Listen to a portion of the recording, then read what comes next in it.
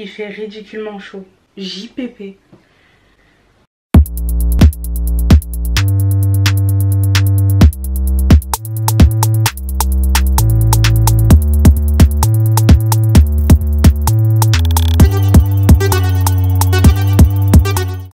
Hey, what's up guys, j'espère que vous allez tous et toutes très bien. Excusez-moi si à un moment donné je me regarde en retour, j'ai le visage dégoulinant.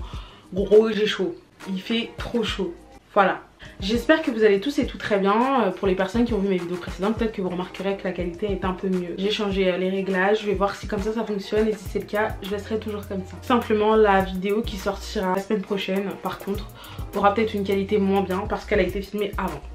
Alors, commençons. La vidéo d'aujourd'hui porte sur Conjuring 3, Sous l'emprise du mal, ou en anglais The Devil Made Me Do It. Il est sorti le 9 juin 2021 au cinéma. C'est un film américain de genre horrifique. Il a été réalisé par Michael. Et moi c'est un truc de fou, à chaque fois j'en prends avec les prénoms. En fait je dis bon, je pense que ça se dit mais tu sais pas vraiment donc c'est compliqué. Qui avait également réalisé La Malédiction de la Dame Blanche, ou alors en version originale The Curse of La Llorona. Vas-y, j'ai peut-être ça. Du coup, pour le synopsis. Une affaire terrifiante de meurtre et de présence maléfique mystérieuse ébranle même les enquêteurs paranormaux Ed et Lorraine Warren, pourtant très aguerris. Dans cette affaire issue de leur dossier secret, Ed et Lorraine commencent par se battre pour protéger l'âme d'un petit garçon, puis basculent dans un monde radicalement inconnu. C'est la première fois dans l'histoire des États-Unis qu'un homme soupçonné de meurtre plaide la possession démoniaque comme ligne de défense. Oui, parce que je vous apprends ainsi, vous connaissez le Conjuring Verse. Toutes ces histoires sont basées sur des histoires vraies. Ed et Lorraine Warren ont réellement existé, blablabla. Alors comme je viens de le dire, c'est un univers Conjuring, donc le Conjuring Verse, qui est très efficace. Donc le Conjuring Verse, en gros c'est les 3 Conjuring, les 3 Annabelle, La Malédiction de la Dame Blanche et La Nonne. J'ai été partie avec un goût amer des derniers films qui étaient sortis de cet univers là, qui étaient donc Annabelle, La Maison du Mal et La Malédiction de la Dame Blanche. J'avais vraiment pas accroché, pour le coup j'avais pas trop aimé. Annabelle, La Maison du Mal, d'ailleurs j'en avais fait une vidéo, c'était genre dans mes débuts sur YouTube, donc il y a 2 ans. Si ça vous intéresse, allez voir, mais franchement j'étais... c'était pas du tout pareil. et La Malédiction de la Dame Blanche m'était un peu ennuyante, je l'ai trouvé un peu moins intéressant en fait. Donc du coup j'aime énormément le Conjuring Verse et donc j'étais très excitée de voir ce nouveau Conjuring, donc qui sort 3 ans après le dernier film du Conjuring Verse qui a été sorti.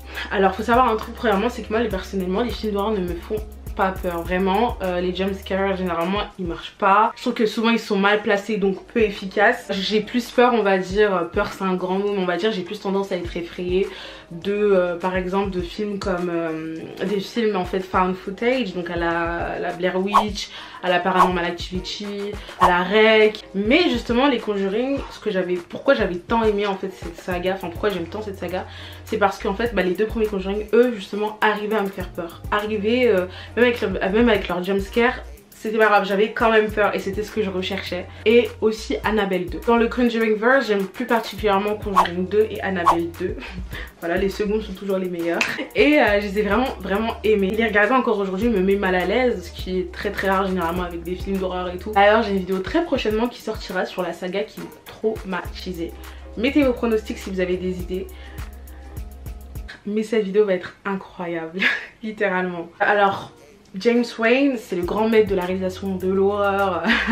Non mais il a fait énormément de sagas, il a fait les Insidious, il a fait des Saw, il a fait énormément de choses, des Conjuring, les 2 premiers. Et en fait il n'a pas été aux commandes de ce dernier Conjuring et ça se voit. En effet donc c'est Michael Chavez qui l'était. Et je l'ai déjà dit au dessus, mais là, ça n'a pas été un film que j'ai extrêmement aimé en soi. En fait il a été à la réalisation de La Malédiction de la Dame Blanche et en fait c'est lui qui l'avait réalisé et j'avais pas vraiment aimé. Là du coup c'est un peu drôle que le Conjuring 3, je l'ai un peu moins aimé mais je vais mieux m'expliquer après. Et en plus pour vous dire, j'avais complètement oublié que c'était lui qui faisait Conjuring 3, donc pour le coup j'étais vraiment venue avec un avis qui était non orienté par rapport à la réalisation. Du coup après avoir vu ça, ça a expliqué pas mal de choses, même si en vrai c'est le 2e film où il a la réalisation, où c'est un peu facile de trop vite juger, mais bon du coup j'ai compris certaines choses. Ce n'est pas un mauvais film en soi, il est même plutôt sympathique en fait, mais il ne fait pas du tout peur. J'ai envie de dire, si vous voulez avoir peur, n'allez pas voir Conjuring 3, enfin en tout cas n'allez pas dans cet objectif d'avoir peur. C'est vraiment pas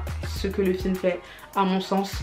Et même si moi, c'est moi qui n'a pas eu peur, donc ça concerne que moi, je pense que même quelqu'un de lambda entre guillemets, ou quelqu'un qui est une flippette devant les films d'horreur ne va pas forcément avoir peur en fait.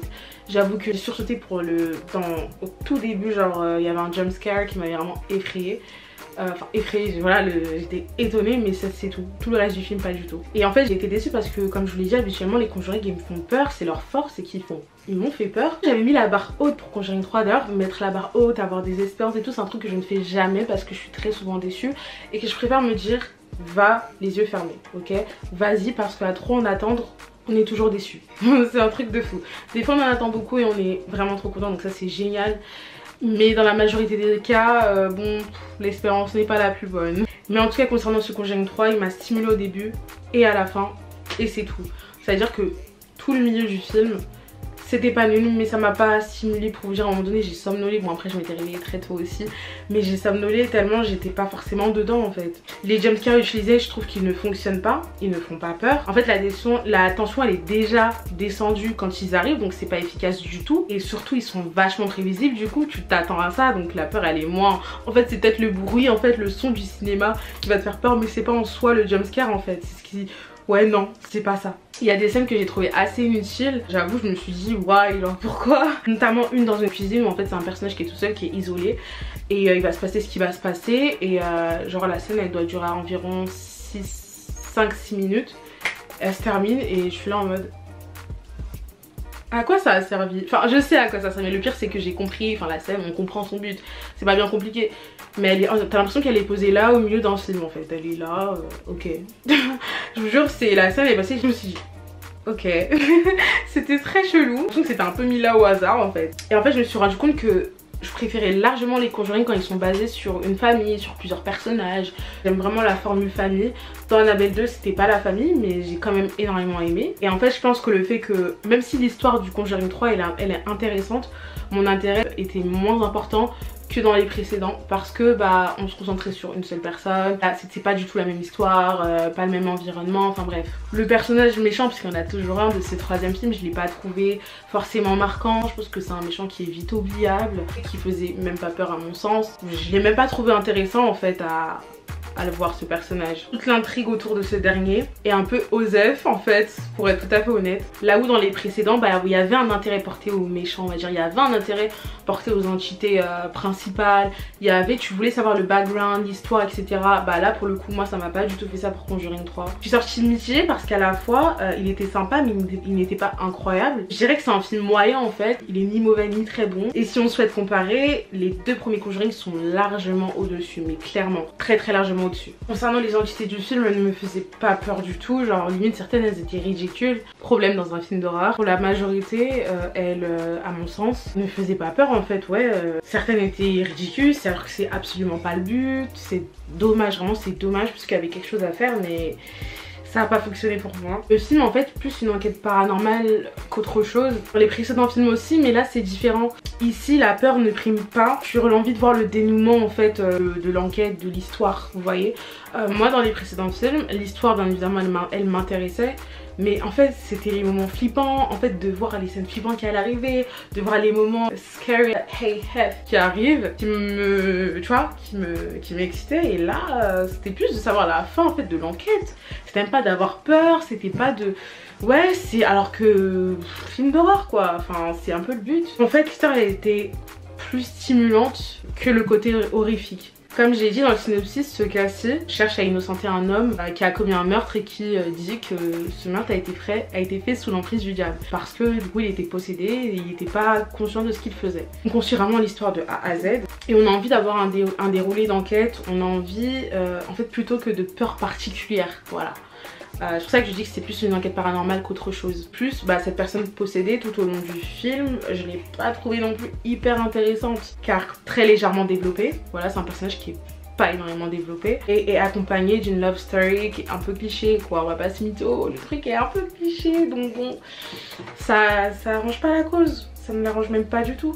Il y a du bon bien évidemment, les couleurs qui nous entrent dans un monde horrifique, dans un monde sombre, dans un monde on est censé avoir peur, donc c'est bien. Après moi dans ma salle, je sais pas si c'est ma salle et mon écran, mais c'était assez sombre, donc des fois j'avais du mal à voir. En fait c'est horrible parce que du coup tu forces la vision.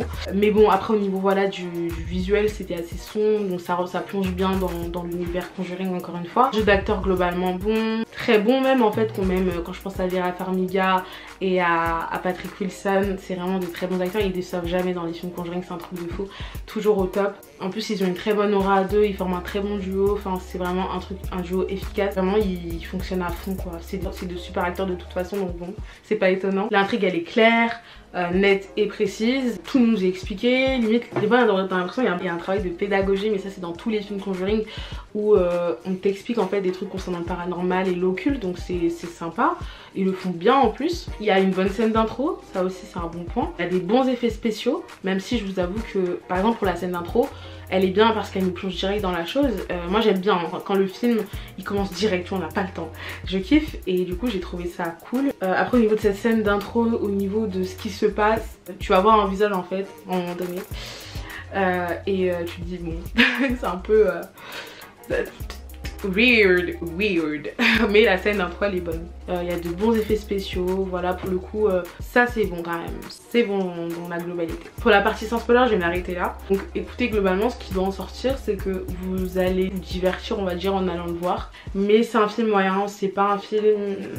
C'est un film d'horreur mais il fait pas peur, voilà, ça la garde en tête. Même si pour moi c'est quand même le but des films d'horreur, hein, c'est quand même let's scary, sinon il n'y a pas vraiment de... Enfin tu vois c'est normal. Quand on va voir un film d'horreur c'est pour avoir peur généralement, rassurez-moi. Vous allez sûrement pas vous ennuyer, mais moi je sais qu'il y a, comme je vous ai dit, une bonne partie du milieu du film était assez plat selon moi. Et bon après écoutez, allez-y en fait sans espérance, allez-y sans hésitation, même si je sais que c'est très compliqué parce que je sais que beaucoup de gens attendaient ce Conjuring 3, dont moi. Mais je peux pas mentir, j'ai été quand même déçue, j'ai quand même pas mal été déçue et bon... Mais allez le voir en fait, allez le voir tout simplement parce que déjà c'est un Conjuring, donc si vous aimez l'univers, c'est pas un film à zapper. Même si toutes les histoires sont différentes quand même.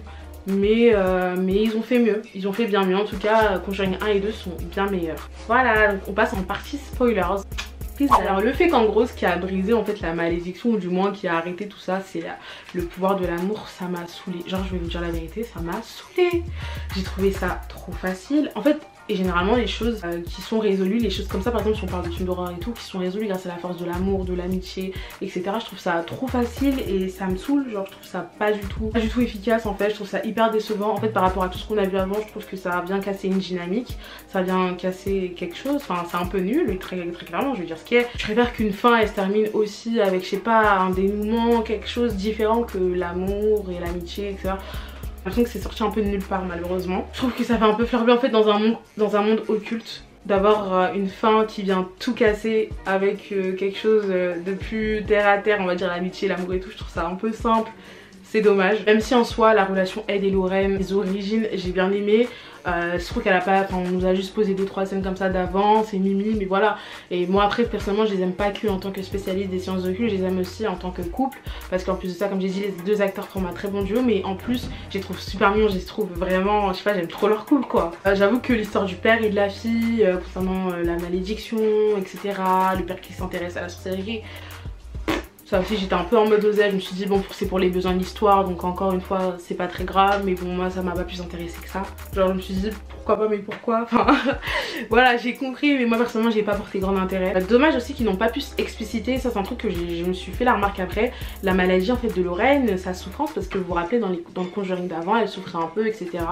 Et là ils l'ont pas assez explicité, ils ont bien explicité son pouvoir de double vision, enfin vous avez compris ce que je veux dire, c'est bien explicité, je suis non, ils ont parlé, ils l'ont intégré. J'ai bien aimé le fait qu'il intègre à un des films Conjuring, parce que du coup il y a plein de choses qu'on sait pas sur Ed et Lorraine je pense, en tant que personnage et en tant que personne en tout cas, comme ils reprennent deux personnes qui ont réellement existé, et ces deux personnes là avaient beaucoup de pouvoir on va dire, de choses comme ça, et qui n'ont pas forcément été explicitées dans les films précédents. Bah, c'est cool que là il est fait pour Lorraine par rapport à sa double vision entre guillemets, et je pense que ça aurait été plus intéressant de développer le truc de maladie par rapport à Lorraine, pour développer quelque chose de plus intéressant et peut-être de plus développer encore plus dans le temps.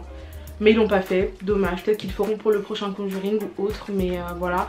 Que elle soit malade en vrai, bon bah pourquoi pas, mais encore une fois ouais, ça sort un peu de nulle part, mais bon c'est pas la fin du monde quoi, c'est pas très grave, mais Bran ça m'aurait paru en fait plus logique, je m'attendais même plus à ça que elle. Donc voilà, j'ai terminé ma petite critique. Bah écoutez, dites-moi ce que vous en avez pensé du film, de ma vidéo, si vous êtes allé le voir. Parlez aussi moi de votre séance, parce que pour le coup moi j'ai eu de la chance.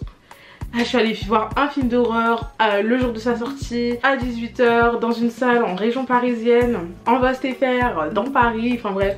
Et c'était pas si brillant que ça, bon il y avait des moments un peu où c'était relou, les gens riaient pour rien, mais c'est bon, bref. Mais ça allait, mais je sais que beaucoup de personnes ont vécu de très mauvaises expériences en fait, comme la majorité des films d'horreur au cinéma. Malheureusement les gens ne savent pas se comporter, c'est un truc de fou. Parlez-moi de tout ça, dites-moi tout en commentaire ou sur mes réseaux sociaux, n'hésitez pas à liker, à partager, à commenter, bref dites-moi tout, je veux tout savoir. Et moi je vous dis à très bientôt pour une prochaine vidéo. Peace guys.